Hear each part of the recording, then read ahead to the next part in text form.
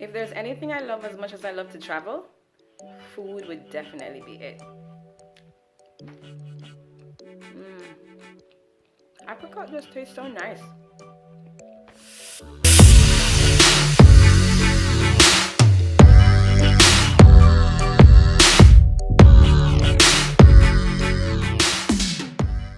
Hi YouTube!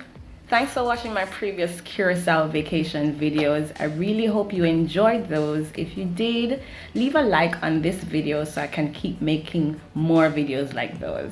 As a matter of fact, if there's a country that you've been dying to visit or a country that you plan to visit after we're out of this pandy situation, leave a comment and let me know which country you plan to go to first. If you haven't seen my Curacao vacation videos yet, go ahead and watch those. I'll leave a link in the description. As a matter of fact, I was actually watching one just now. It's right there. So after I posted my Curacao vacation videos, I realized I didn't really touch on food much, which is weird because I'm a foodie. I love food. So today I'm going to share with you 6 restaurants that I enjoyed when I was there and that I would definitely go back to. So if you decide to go to Curacao one day, you'll know exactly where to go for some good food. You're welcome.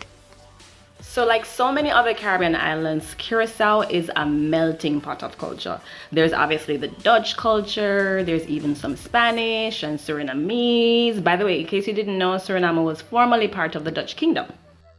The food in Curacao definitely lives up to the same cultural representation. You can find a vast variety of cuisine on the island. There's Italian, there's Peruvian, there's Spanish food, there's Surinamese food, there's even American food there. Guys, I decided to come on my balcony because I was fighting with the lighting. I was fighting with the lighting in my room. Anyway, the first restaurant I'm gonna mention is La Granja. La Granja is a Peruvian restaurant, and the food I had there, the meal I had there was a pasta dish with chicken and veg, and it was so good. It was extremely flavorful. That's the main thing I remember about it. They had several sauces that they offered. You could pay to get extra sauces. They had a green sauce, a spicy sauce, some other sauce, any sauce you like. I'm sure they had it. It was really good. Another thing I really wanted to mention about La Granja was the portion size. I had to take my meal home, well, half of it. I had like 3 meals out of the 1 meal. So the portion size was really good, and like I said, it was really flavorful. The only thing about the food being really flavorful is that you either like the flavor or you don't. But I can tell you it was good. One thing though is that when I went there, I was extremely hungry. So that may have been why I enjoyed it so much, but I really do think that the meal I had at La Granja was a good one. It had a nice ambiance. There was outside seating. There's also indoor seating, but clearly because of the situation, indoor seating is pretty limited. But they have a variety of different types of food that you can have there as well. Not just pasta, but there's also yellow rice and chicken. There's pork, there's beef, there's shrimp. So much you can have. I think I'm gonna stay outside for a little bit. It's actually a really nice day.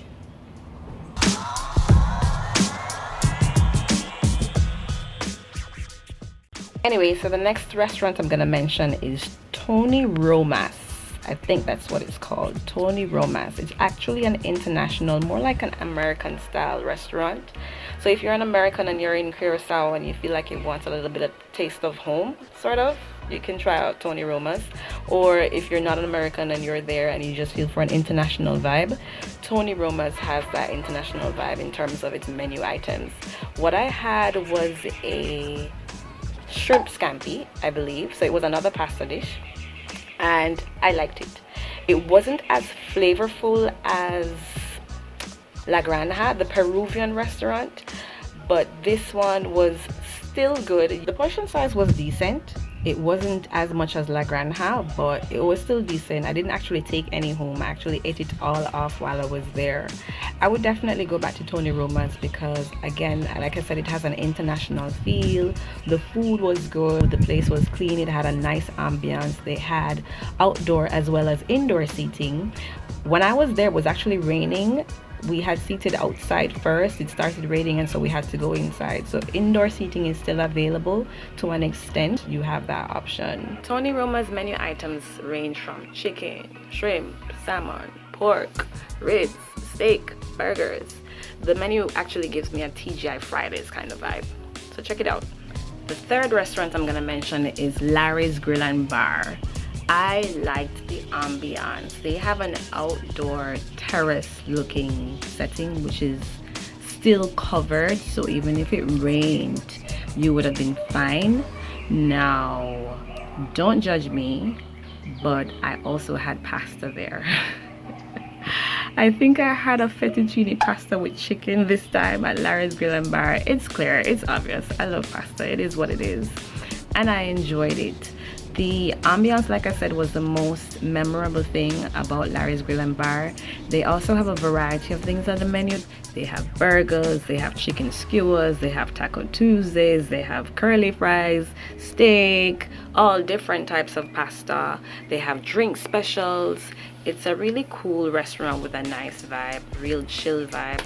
And like I said, they have the outdoor terrace setting, which is quite comfortable. So you can go with your family, you can go on a date, dinner date, lunch date. It's really cool. So check out Larry's Grill and Bar in Curacao. I will definitely be back when I go back to Curacao. I'm back inside because I was starting to sweat. Anyway, the next restaurant I want to tell you about is a Surinamese restaurant called Kuminda Surunama. I tried a variety of different things at Kuminda Surunama, not just pasta this time. I did have pasta, yes, but I had other things too. So I had something that was called bakabana. Bakabana is plantain fried with a coat. I'm not sure what they coat it with, if it was flour or something, but it had something sort of like a crust, and they serve it with peanut sauce. That was very nice. I hear it's really popular in Suriname.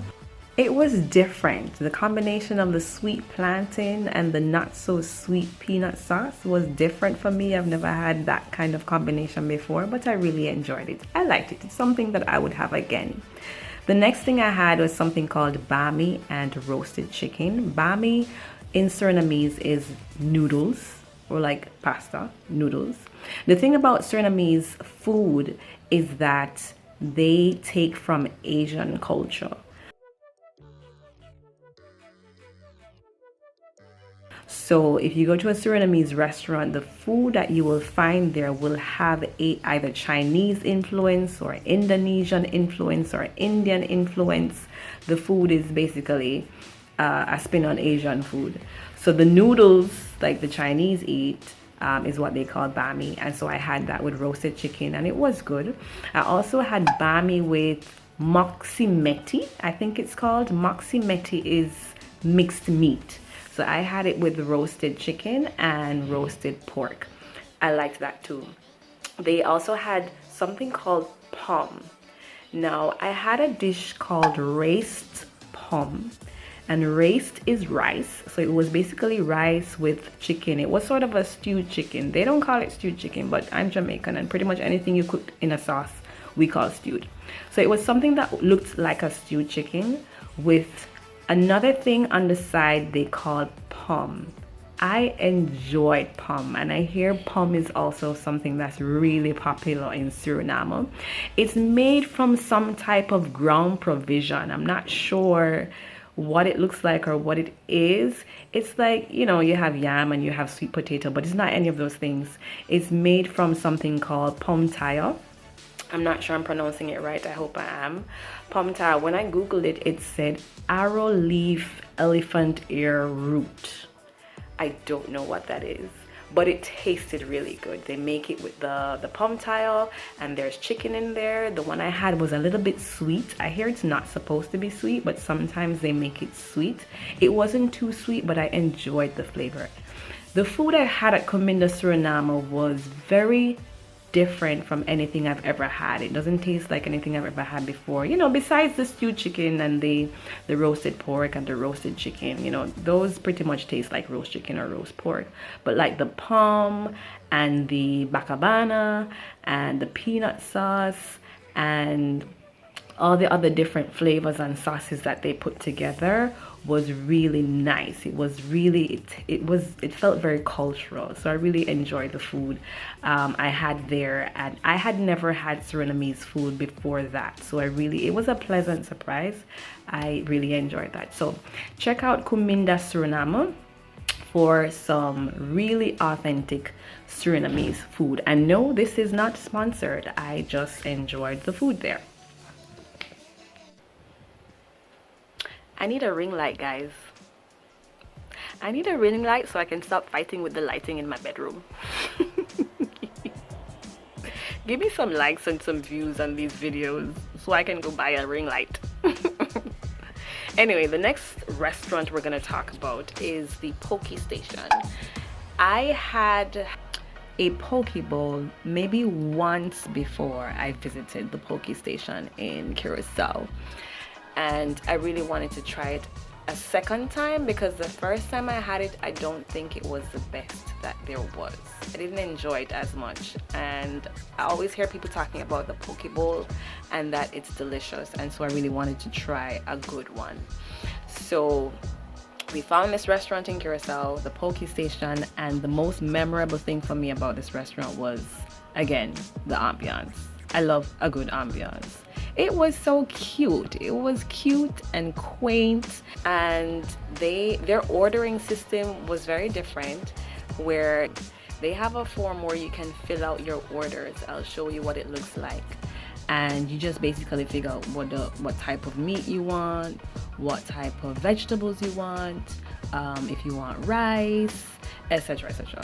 So I thought that was pretty cool, the way they had like colored pens or colored markers and the forms that you had to fill out, and then you just give it to the cashier, pay for your food, and then did you pay after or before? I think you just give it to them and then they process the order, and then when the food is ready is when you pay.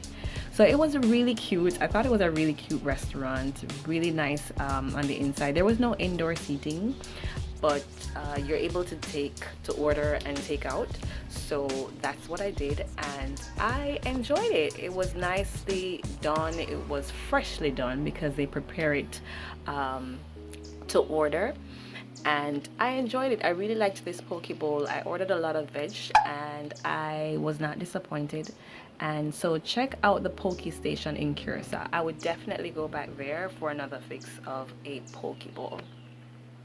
I decided to film this video maybe 2 weeks ago, and so I woke up this morning determined to get it done. It is about 12 o'clock and I haven't had breakfast yet, but I'm having ice cream.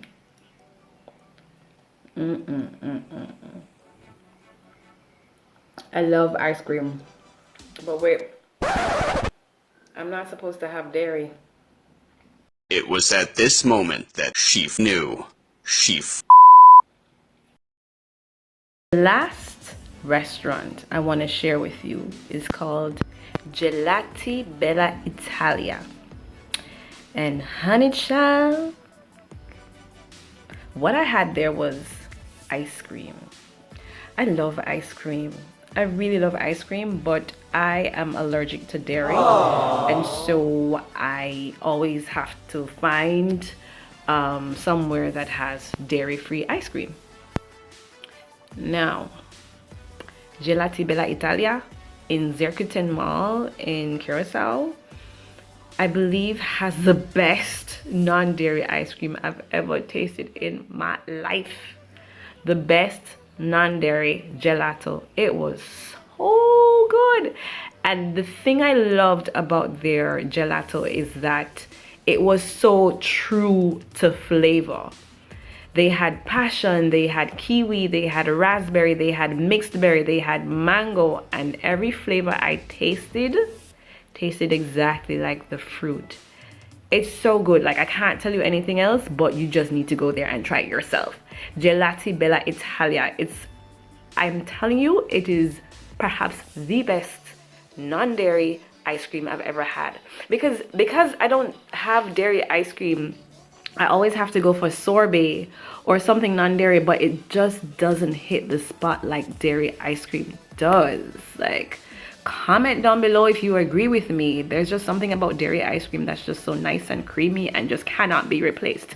But this non-dairy ice cream that I had at Gelati Bella Italia hit the spot. So much so that I went back 3 times, I think. I'm pretty sure I've had maybe 4 or 5. Good job. 4 or 5 different flavors there, and you're able to mix the flavors. So I usually have like 2 at a time, and I really enjoyed it. It was something that I know I'm going back. I know I'm going back.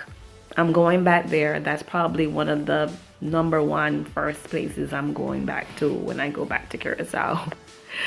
So that was my list of 6 restaurants that I definitely go back to when I'm in Curacao. 6 restaurants that you can check out when you're in Curacao.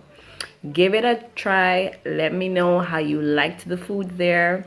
Leave a comment down below which ones you intend to try out when you're in Curacao. Check it out. Certainly, if you like this video, give it a like. Thank you so much for stopping by as usual. I really appreciate the company. Subscribe to my channel. Support a new young YouTuber. You see my struggles fighting with the lighting. Give me a like. Give me a subscribe. Give me a comment. Let me know what's up with you guys, if you're okay, what's going on, where you're from in the world, if you are in lockdown or a quarantine or on a curfew. We know how it is these days, but one day we will be back out there and we'll be traveling again, and we'll be able to have all these amazing food and just enjoy life as we are supposed to. Thank you so much for watching this video. I really hope you enjoyed it. Have a great and lovely day wherever in the world you are. Take care. Travel safe.